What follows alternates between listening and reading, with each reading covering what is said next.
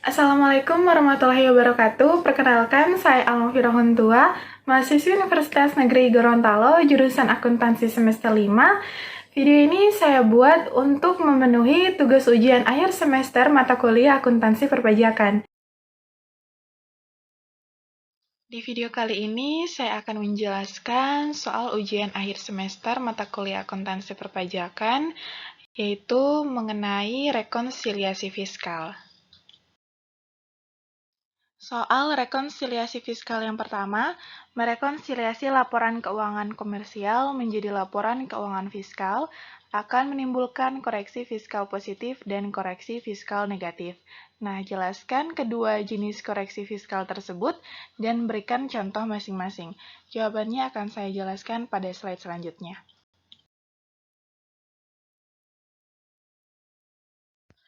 Nah, jadi koreksi fiskal atau biasa disebut juga rekonsiliasi fiskal merupakan kegiatan dalam pencatatan, pembetulan, dan penyesuaian yang harus dilakukan oleh wajib pajak. Biasanya muncul karena adanya perbedaan dalam penempatan atau pengakuan penghasilan dan biaya dalam laporan keuangan akuntansi komersial dengan akuntansi pajak. Pada koreksi fiskal ini dibagi menjadi dua jenis, yaitu koreksi fiskal positif dan koreksi fiskal negatif. Perbedaan mendasar antara kedua jenis tersebut pada koreksi positif terjadi apabila laba menurut fiskal bertambah. Jadi, koreksi positif dalam rekonsiliasi fiskal adalah untuk menambah laba.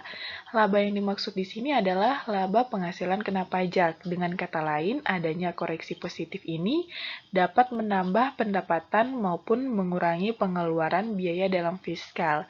Sedangkan pada koreksi fiskal negatif, terjadi apabila laba menurut fiskal berkurang. Jadi, koreksi fiskal negatif dapat dikatakan kebalikan dari koreksi fiskal positif. Dalam artian, fiskal negatif ini bertujuan untuk mengurangi laba komersial. Nah, jadi pada koreksi negatif ini dilakukan jika adanya laba komersial yang nominalnya lebih tinggi dibandingkan dengan pendapatan fiskal. Nah, jadi perbedaannya itu pada koreksi positif adalah menambah laba komersial atau laba penghasilan kena pajak. Sedangkan pada koreksi fiskal negatif, itu kesimpulannya pada koreksi fiskal negatif itu ia mengurangi laba komersial karena laba komersial lebih tinggi daripada laba fiskal. Untuk lebih jelasnya akan saya jelaskan pada slide selanjutnya. Nah, jadi untuk lebih jelasnya, perbedaan antara koreksi fiskal positif dan koreksi fiskal negatif. Jadi, pada koreksi fiskal positif ini digunakan untuk menyesuaikan rekonsiliasi. Nah, oleh karena itu, koreksi fiskal positif ini dilakukan dengan menambahkan atau mengurangkan nilai koreksi dan laba sebelum pajak. Nah, teknik koreksi ini disajikan dalam catatan atas laporan keuangan.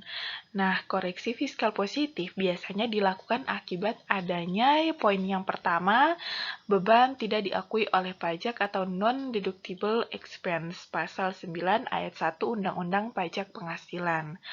Yang kedua, penyusutan komersial lebih besar dari penyusutan fiskal. Yang ketiga, amortisasi komersial lebih besar dari amortisasi fiskal. Yang keempat, penyesuaian fiskal positif lainnya. Nah, jadi keempat poin ini merupakan penyebab adanya koreksi fiskal positif. Jadi, jika dilakukannya koreksi fiskal positif, maka disebabkan oleh keempat poin ini. Untuk beban yang tidak diakui oleh pajak akan saya jelaskan pada slide selanjutnya. Nah, untuk contoh dari koreksi fiskal positif ini yaitu seperti dana cadangan, selisih penyusutan atau amortisasi komersial, dan harta yang dihibahkan, bantuan atau sumbangan. Nah, pada koreksi fiskal positif, itu ada yang namanya beban yang tidak diakui oleh pajak. Nah, jadi beban yang tidak diakui oleh pajak itu beban yang tidak diakui oleh pajak terdapat pada pasal 9 ayat 1 Undang-Undang Pajak Penghasilan. Isinya yang pertama, pembagian laba dengan nama dan dalam bentuk apapun. Yang kedua, biaya yang dibebankan atau dikeluarkan untuk kepentingan pribadi pemegang saham, sekutu atau anggota. Yang ketiga, premi asuransi kesehatan, asuransi kecelakaan, asuransi jiwa, asuransi dwiguna, dan asuransi beasiswa yang dibayar oleh wajib pajak orang pribadi. Yang keempat, penggantian atau imbalan sehubungan dengan pekerjaan atau jasa yang diberikan dalam bentuk natura dan kenikmatan. Yang kelima, jumlah yang melebihi kewajaran yang dibayarkan kepada pemegang saham atau kepada pihak yang mempunyai hubungan istimewa. Yang keenam, harta yang dihibahkan, bantuan atau sumbangan dan warisan. Yang ketujuh, biaya pajak penghasilan. Yang kedelapan, biaya yang dibebankan atau dikeluarkan untuk kepentingan pribadi wajib pajak atau orang yang menjadi tanggungannya. Yang kesembilan, gaji yang dibayarkan kepada anggota persekutuan, firma, atau perseroan komanditer yang modalnya tidak terbagi atas saham. Yang kesepuluh, sanksi administrasi berupa bunga, denda, dan kenaikan serta sanksi pidana berupa denda yang berkenaan dengan pelaksanaan perundang-undangan di bidang perpajakan. Nah, jadi 10 poin tersebut merupakan beban yang tidak diakui oleh pajak menurut pasal 9 ayat 1 Undang-Undang Pajak Penghasilan. Lanjut, koreksi fiskal negatif. Nah, koreksi fiskal negatif ini merupakan kebalikan dari koreksi fiskal positif. Pada koreksi fiskal positif itu, ia menambah laba komersial, namun pada koreksi fiskal negatif ini, ia mengurangi laba komersial karena laba fiskal nilainya lebih rendah daripada laba komersial.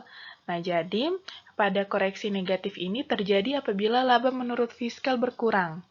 Nah, jadi koreksi fiskal negatif ini menyebabkan adanya pengurangan laba fiskal atau pertambahan rugi fiskal, akibatnya laba fiskal lebih kecil dibandingkan laba komersial, yang artinya rugi fiskal lebih besar dibandingkan rugi komersial. Jadi dengan kata lain, koreksi fiskal negatif ini akan menyebabkan pengurangan laba terkena pajak, PPh terutang atau pajak berkurang. Nah, pada koreksi negatif ini biasanya dilakukan akibat adanya poin pertama, penghasilan yang tidak termasuk objek pajak pasal 4 ayat 3 Undang-Undang Pajak Penghasilan. Untuk poin pertama ini, untuk isinya saya akan jelaskan pada slide selanjutnya. Yang kedua, penghasilan yang dikenakan pajak penghasilan bersifat final. Pasal 4 ayat 2 Undang-Undang Pajak Penghasilan. Untuk poin yang kedua ini juga isinya akan saya jelaskan pada slide selanjutnya. Yang ketiga, penyusutan komersial lebih kecil daripada penyusutan fiskal. Yang keempat, amortisasi komersial lebih kecil daripada amortisasi fiskal. Yang kelima, penghasilan yang ditangguhkan pengakuannya. Yang keenam, penyesuaian fiskal negatif lainnya. Nah, jadi dengan adanya keenam poin ini dapat memicu adanya koreksi fiskal negatif ini. Jadi, koreksi fiskal negatif ini biasanya muncul akibat adanya keenam poin ini. Nah, contoh dari koreksi fiskal negatif itu seperti pendapatan dari undian atau hibah, pendapatan yang diperoleh dari transaksi saham juga itu merupakan koreksi fiskal negatif. Yang ketiga, pendapatan dari pengalihan aset kekayaan. Yang keempat, pendapatan dari tabungan dan deposito atau bunga. Yang kelima, serta pendapatan yang tidak termasuk objek pajak. Nah, jadi 5 contoh itu merupakan contoh dari koreksi fiskal negatif. Penyebab timbulnya koreksi fiskal negatif itu karena adanya Penghasilan yang tidak termasuk objek pajak, Pasal 4 Ayat 3 Undang-Undang Pajak Penghasilan. Nah, jadi apa saja isi dari penghasilan yang tidak termasuk objek pajak Pasal 4 Ayat 3 Undang-Undang Pajak Penghasilan itu? Yang pertama, bantuan atau sumbangan berupa warisan, harta termasuk setoran tunai yang diterima oleh badan. Yang kedua, penggantian atau imbalan sehubungan dengan pekerjaan atau jasa yang diterima atau diperoleh dalam bentuk natura dan atau kenikmatan dari wajib pajak atau pemerintah. Yang ketiga, pembayaran dari perusahaan asuransi kepada orang pribadi sehubungan dengan asuransi kesehatan, asuransi kecelakaan, asuransi jiwa, asuransi dwiguna, dan asuransi beasiswa. Yang keempat, dividen atau bagian laba yang diterima atau diperoleh perseroan terbatas. Yang kelima, iuran yang diterima atau diperoleh dana pensiun yang pendiriannya telah disahkan Menteri Keuangan. Yang ketujuh, penghasilan dari modal yang ditanamkan oleh dana pensiun. Yang kedelapan, bagian laba yang diterima atau diperoleh anggota dari perseroan komanditer, penghasilan yang diterima atau diperoleh perusahaan modal ventura. Yang kedelapan, beasiswa yang memenuhi persyaratan tertentu. Yang kesembilan, sisa lebih yang diterima atau diperoleh badan atau lembaga nirlaba yang bergerak dalam bidang pendidikan dan atau bidang penelitian dan pengembangan. Dan yang terakhir, bantuan atau santunan yang dibayarkan oleh BPJS kepada wajib pajak tertentu. Nah, jadi dengan adanya poin-poin yang telah saya sebutkan tadi, itu itu termasuk ke dalam penghasilan yang tidak termasuk objek pajak. Dan itu merupakan hal yang menyebabkan timbulnya koreksi fiskal negatif. Selanjutnya, penghasilan yang dikenakan pajak penghasilan bersifat final, Pasal 4 Ayat 2 Undang-Undang Pajak Penghasilan. Nah, jadi ini merupakan penyebab timbulnya koreksi fiskal negatif. Yang pertama, peredaran bruto atau omset penjualan sebuah usaha di bawah 4,8 miliar dalam 1 tahun masa pajak. Yang kedua, bunga dari deposito dan jenis-jenis tabungan, bunga dari obligasi dan obligasi negara, dan bunga dari tabungan yang dibayarkan oleh koperasi kepada anggota masing-masing. Yang ketiga, hadiah berupa lotre atau undian. Yang keempat, transaksi saham dan surat berharga lainnya, transaksi derivatif perdagangan di bursa, dan transaksi penjualan saham atau pengalihan ibu kota mitra perusahaan yang diterima oleh perusahaan modal usaha. Yang kelima, transaksi atas pengalihan aset dalam bentuk tanah dan atau bangunan, usaha jasa konstruksi, usaha real estate, dan sewa atas tanah dan atau bangunan, serta poin terakhir yaitu pendapatan tertentu lainnya sebagaimana diatur dalam peraturan pemerintah. Nah, jadi dengan adanya 6 poin tersebut itu menyebabkan timbulnya koreksi fiskal negatif yang terdapat pada penghasilan yang dikenakan pajak penghasilan bersifat final Pasal 4 Ayat 2 Undang-Undang Pajak Penghasilan. Lanjut, soal rekonsiliasi fiskal yang kedua.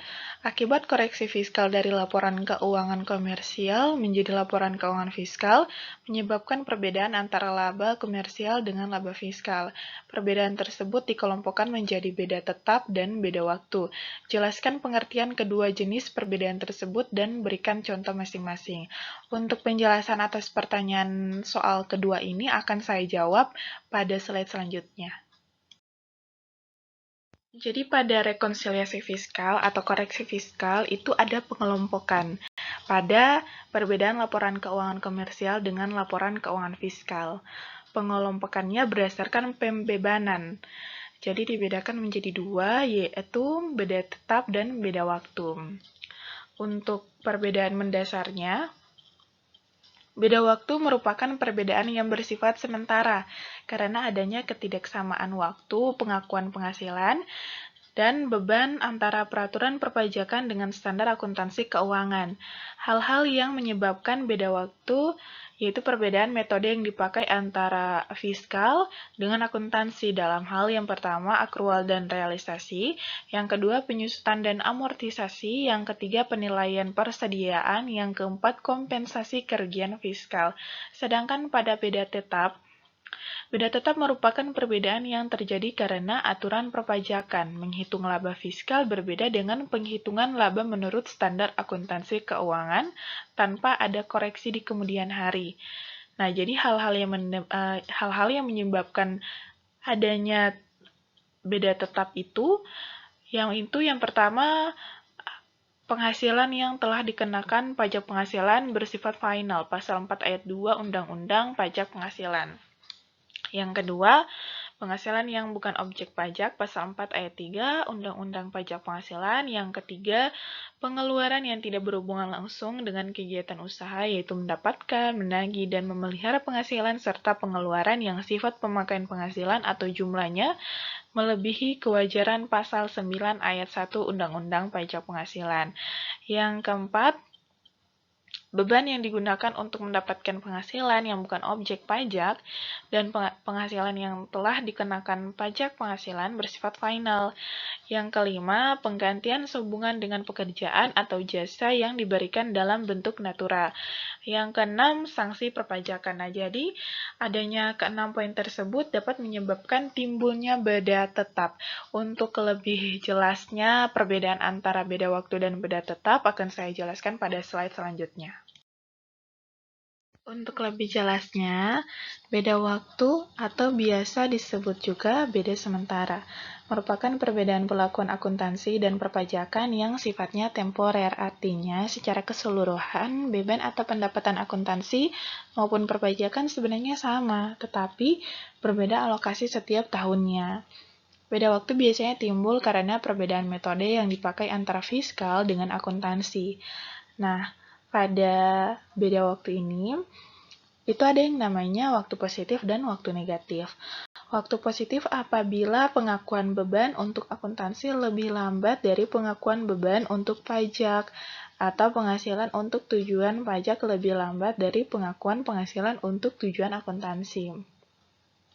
Sedangkan waktu negatif, jika ketentuan perpajakan mengakui beban lebih lambat dari pengakuan beban akuntansi komersial, atau akuntansi mengakui penghasilan lebih lambat dari pengakuan penghasilan menurut ketentuan perpajakan. Nah, jadi sebenarnya inti perbedaan antara beda tetap dan beda waktu itu terletak pada waktunya. Kalau beda waktu, itu merupakan perbedaan dalam pengakuan atau waktu pengakuannya. Penghasilan baik dari pajak ataupun dari standar akuntansi keuangan. Sedangkan, kalau beda tetap, itu dalam hal perhitungan labanya. Perbedaan dalam perhitungan laba fiskal, laba berbeda antara laba fiskal dan laba menurut standar akuntansi keuangan. Jadi, perbedaannya terletak pada waktunya, waktu pengakuan dan dalam perhitungan labanya. Seperti itu. Selanjutnya, beda tetap.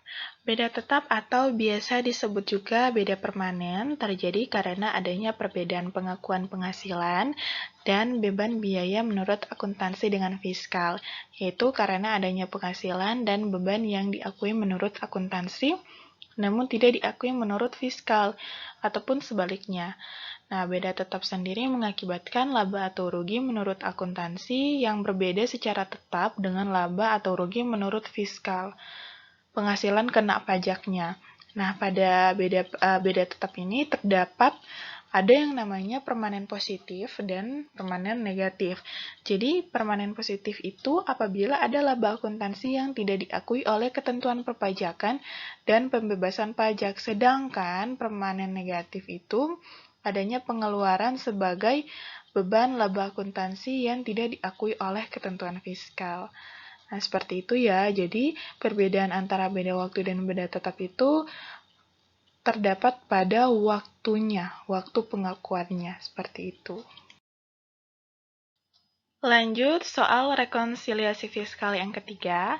Apabila laba akuntansi berbeda dengan laba fiskal, apakah perlu melakukan pembukuan ganda? Jelaskan upaya yang Anda harus lakukan agar perbedaan laba tersebut dapat dipahami oleh pemegang saham maupun oleh Fiskos. Nah, jawaban atas pertanyaan nomor 3 ini akan saya jawab di slide selanjutnya. Nah, jadi apakah perlu melakukan pembukuan ganda bila laba akuntansi berbeda dengan laba fiskal? Nah, jadi rekonsiliasi fiskal atau koreksi fiskal merupakan proses penyesuaian atas laba komersial yang berbeda dengan ketentuan fiskal untuk menghasilkan penghasilan bersih atau laba yang sesuai dengan ketentuan pajak. Nah, perbedaan antara laporan keuangan akuntansi dengan laporan keuangan fiskal tersebut dapat dikategorikan dalam beda tetap dan beda waktu yang sudah saya jelaskan pada soal nomor 2. Nah, jadi dalam peraturan perpajakan di Indonesia mengharuskan perhitungan laba fiskal berdasarkan metode akuntansi yang menjadikan dasar perhitungan laba akuntansi, sehingga dalam pembuatan laporan keuangan tidak perlu melakukan 2 kali pembukuan berdasarkan kedua tujuan pelaporan tersebut. Nah, perbedaan antara laba akuntansi dengan laba fiskal ditandai dengan adanya koreksi fiskal. Koreksi fiskal positif dan koreksi fiskal negatif yang sudah saya jelaskan pada soal nomor 1. Atas laba akuntansi, hampir semua perhitungan laba akuntansi yang dihasilkan harus mengalami koreksi fiskal untuk mendapatkan penghasilan kena pajak, karena tidak semua ketentuan dalam standar akuntansi keuangan digunakan atau diperbolehkan sebagai pengurang dalam peraturan perpajakan. Nah, jadi dengan kata lain, banyak ketentuan perpajakan yang tidak sama dengan standar akuntansi keuangan.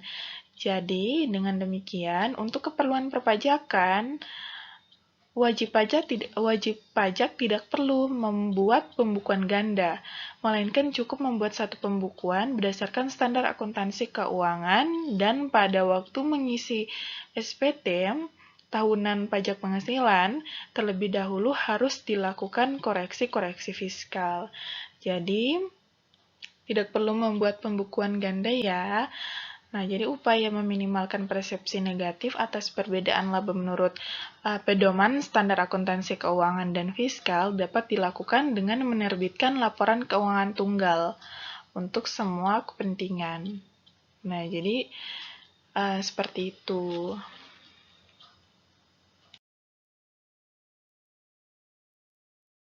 Lanjut soal perhitungan rekonsiliasi fiskal.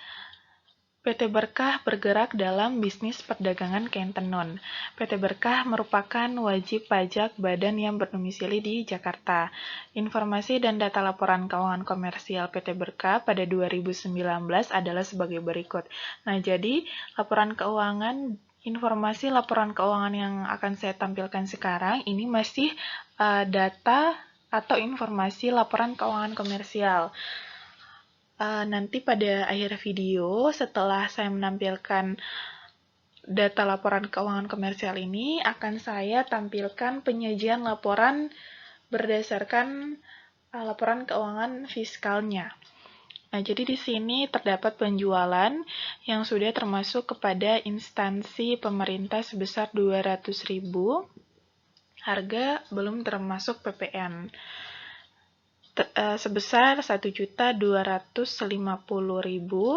persediaan awal 200.000, pembeliannya 1 juta, persediaan akhirnya 720.000. Dan di sini untuk harga pokok penjualan HPP itu didapatkan dari persediaan awal ditambah pembelian dan dikurangi persediaan akhir.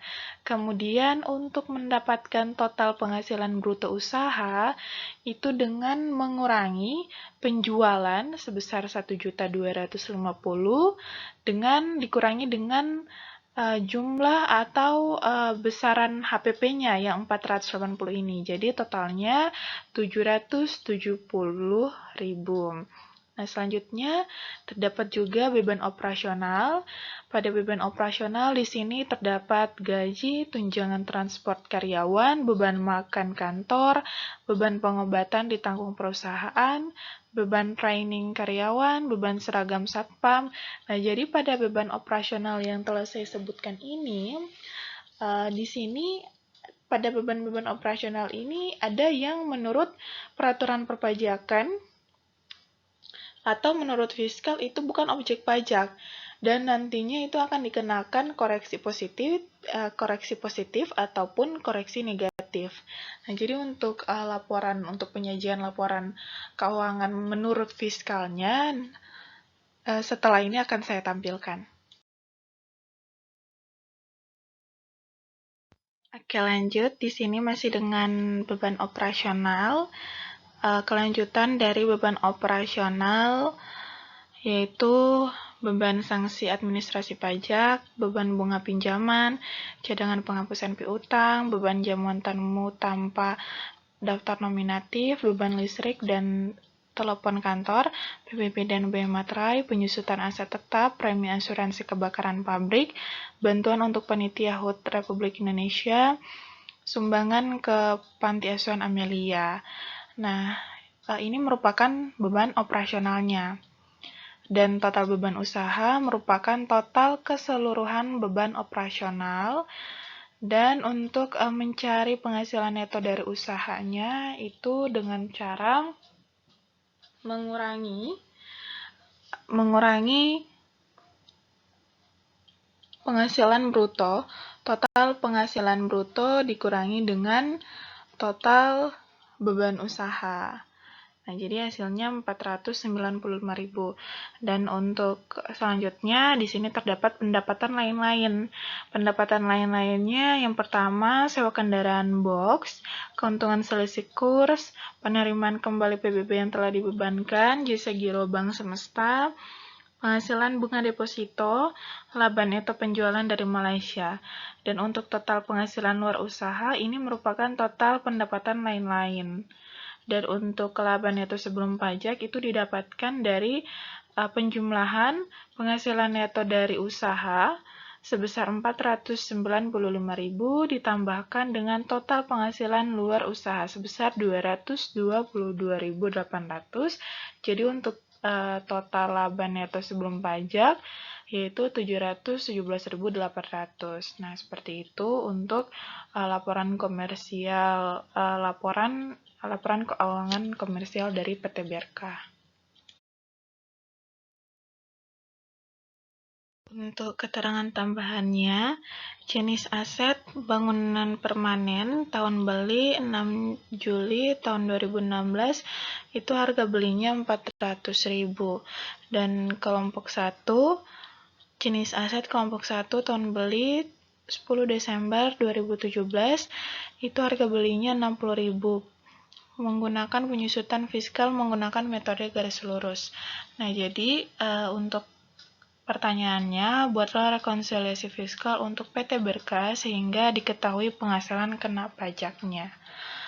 Oke, untuk pertanyaan ini akan saya jelaskan dengan menggunakan laporan menurut fiskal untuk laporan keuangan PT Berkah. Nah, jadi ini merupakan penyajian laporan keuangan menurut fiskal oleh PT Berkah. Nah, jadi di sini terdapat kolom keterangan dan terdapat juga kolom menurut akuntansi, besaran biaya menurut akuntansi, dan terdapat kolom koreksi fiskal yang dibagi menjadi 2, koreksi fiskal positif atau negatif. Di sini akan dijelaskan juga apakah biaya yang dikeluarkan menurut akuntansi itu sama dengan biaya yang apakah itu diakui oleh fiskal, oleh pajak. Dan jika tidak diakui oleh pajak, tentunya akan dikenakan koreksi fiskal. Apakah itu termasuk koreksi fiskal positif atau koreksi fiskal negatif? Dan di sini ada kolom menurut fiskal dan ada kolom keterangan undang-undang. Nah, jadi untuk penyajian laporan keuangan menurut fiskal oleh PT Berkah, di sini terdapat penjualan sebesar 1.250.000 menurut fiskal dan menurut akuntansi dan menurut fiskal dengan jumlah yang sama. Dan di sini terdapat persediaan awal pada tanggal 1 Januari 2019 sebesar 200 juta menurut akuntansi dan menurut fiskal juga sebesar 200.000. Dan terdapat pembelian sebesar 1 juta menurut akuntansi dan menurut fiskal. Terdapat persediaan akhir pada tanggal 31 Desember 2019 sebesar 720 menurut akuntansi dan menurut fiskal. Dan di sini terdapat HPP, harga pokok penjualan. Nah, untuk mencari harga pokok penjualan ini dengan cara persediaan awal 1 Januari 2019 ditambah dengan pembelian 1 juta, kemudian dikurangi dengan persediaan akhir pada 31 Desember 2019 sebesar 720. Hasilnya 480.000 menurut akuntansi dan menurut fiskal. Untuk total penghasilan bruto usahanya itu dengan cara mencari total penghasilan bruto usaha, yaitu dengan cara penjualan dikurangi dengan HPP. Jadi 1.250.000 dikurangi dengan 480.000 hasilnya 770.000 menurut akuntansi dan menurut fiskal. Selanjutnya, beban usaha operasional. Nah, di sini yang pertama terdapat beban gaji sebesar 55.000 menurut akuntansi dan menurut fiskal, karena beban gaji dianggap merupakan beban diakui oleh fiskal. Jadi, besaran biayanya sama dengan menurut akuntansi. Selanjutnya, tunjangan transport karyawan sebesar 45.000 menurut akuntansi dan menurut fiskal, karena tunjangan transport karyawan juga merupakan diakui oleh fiskal. Selanjutnya, beban makan kantor sebesar 6.000 menurut akuntansi dan menurut fiskal sebesar 6.000. Selanjutnya, beban pengobatan ditanggung perusahaan menurut akuntansi 20.000, namun beban pengobatan ditanggung perusahaan ini tidak diakui sebagai beban, tidak diakui oleh fiskal, oleh karenanya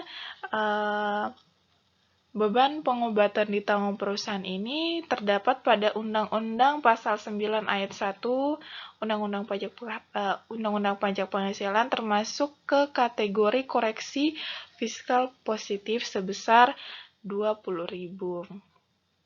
Selanjutnya, beban training karyawan 15.000 menurut akuntansi dan menurut fiskal. Selanjutnya, beban seragam satpam menurut akuntansi dan menurut fiskal sebesar 12.000. Dan selanjutnya, beban sanksi administrasi pajak menurut akuntansi sebesar 10.000, namun tidak diakui oleh fiskal, dan itu tertera pada Pasal 9 Ayat 1 Undang-Undang Pajak Penghasilan dan termasuk ke dalam kategori koreksi fiskal. Selanjutnya, beban bunga pinjaman sebesar 7.000 dan menurut akuntansi dan menurut fiskal. Selanjutnya, cadangan penghapusan piutang menurut akuntansi namun tidak diakui oleh fiskal dan terdapat pada Pasal 9 Ayat 1 Undang-Undang Pajak Penghasilan termasuk ke dalam kategori koreksi fiskal. Jadi, selanjutnya beban jamuan tamu tanpa daftar nominatif menurut akuntansi sebesar 10.000, namun tidak diakui fiskal. Oleh karena itu terdapat dalam surat SE 27 PJ 221986. Selanjutnya, beban listrik dan telepon kantor menurut akuntansi 24.000 dan menurut fiskal 24.000. Selanjutnya, PPP dan biaya materai menurut akuntansi dan menurut fiskal 3.000. Penyusutan aset tetap. Nah, penyusutan aset tetap ini berkaitan dengan keterangan tambahan yang telah saya jelaskan pada slide sebelumnya. Di sini ada pengaruhnya, ada potongannya, ada penyusutannya. Nah, jadi karena di sini merupakan penyusutan aset tetap. Penyusutan aset tetap, di sini aset tetap yang dimaksud adalah kelompok 1. Oleh karena itu, di sini ada koreksi fiskalnya untuk penyusutan aset tetap. Menurut akuntansi, besaran biaya yang dikeluarkan yaitu 40.000, namun ada koreksi fiskalnya sebesar 5.000. Jadi, besaran biaya yang termasuk menurut fiskal itu sebesar 35.000. Nah, perihal hal tersebut itu tercantum pada pasal 11 Undang-Undang Pajak Penghasilan. Selanjutnya, premi asuransi kebakaran pabrik. Menurut akuntansi dan menurut fiskal 10.000. Selanjutnya, bantuan untuk panitia HUT RI sebesar 5.000 menurut akuntansi, namun menurut fiskal namun tidak diakui oleh fiskal. Itu tertera pada pasal 9 ayat 1 Undang-Undang Pajak Penghasilan. Dikategorikan sebagai koreksi fiskal positif. Selanjutnya, sumbangan ke panti asuhan Amelia sebesar 8.000, namun tidak sebesar 8.000 menurut akuntansi, namun tidak diakui oleh fiskal. Dan itu tercantum pada pasal 9 ayat 1 Undang-Undang Pajak Penghasilan, dikategorikan sebagai koreksi fiskal positif. Selanjutnya, untuk total beban usaha merupakan total jumlah keseluruhan beban usaha operasional, yaitu sebesar 275.000. Nah, dan untuk penghasilan neto dari usaha, itu hasil dari pengurangan total penghasilan bruto usaha 770.000 dikurangi dengan total beban usaha 275.000, hasilnya 495.000. Selanjutnya, di sini terdapat penghasilan dari luar usaha atau pendapatan lain-lain. Di sini yang pertama, sewa kendaraan box kepada FA Sejahtera setelah dipotong PPh sebesar 9.800. Nah, di sini termasuk ke dalam keterangan tambahan yang sudah saya jelaskan di slide sebelumnya. Oleh karena itu, di sini terdapat koreksi fiskal sebesar 200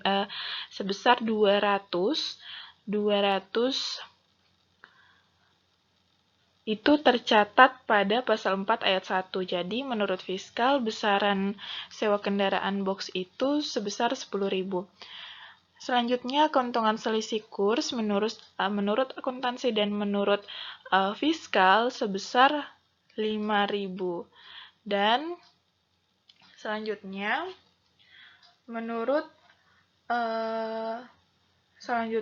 penerimaan kembali PBB yang dibebankan. Menurut akuntansi sebesar 5.000 dan menurut fiskal sebesar 5.000. Selanjutnya, jasa giro bank semesta. Selanjutnya, penerimaan kembali PBB yang dibebankan menurut akuntansi dan menurut fiskal sebesar 5.000. Selanjutnya, jasa giro PBB yang dibebankan sebesar 2.000, namun menurut akuntansi namun tidak diakui oleh fiskal, dan hal tersebut tercantum pada pasal 4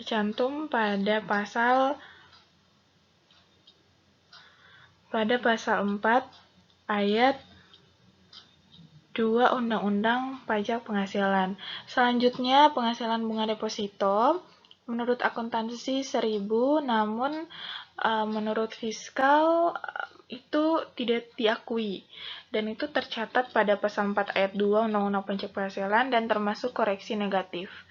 Selanjutnya, total laba penjualan. Total penghasilan luar usaha merupakan total atau jumlah keseluruhan penghasilan dari luar usaha atau pendapatan lain-lainnya sebesar 222.800 menurut akuntansi dan menurut fiskal 220.000.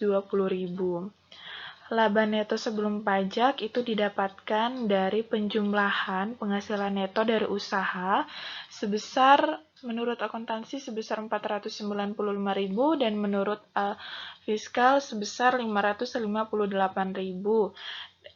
Ditambahkan kalau menurut akuntansi 495.000 itu ditambahkan dengan 222.800, hasilnya 717.800.